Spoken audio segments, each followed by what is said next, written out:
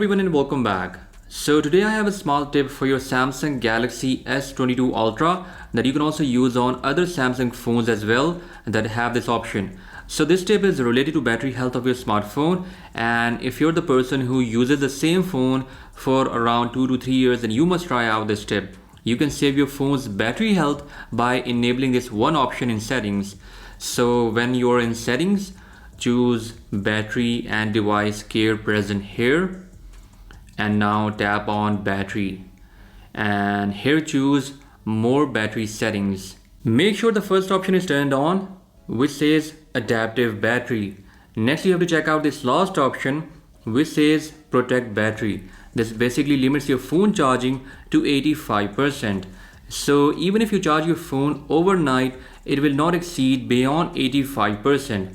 This option is really handy if you care about battery health of your smartphone, but if you're going on a trip, then you might need that extra battery percentage.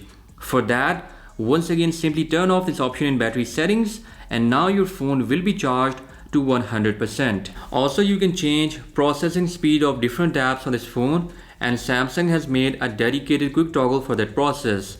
I have already made a video on that. You can check it out via the link down in the description.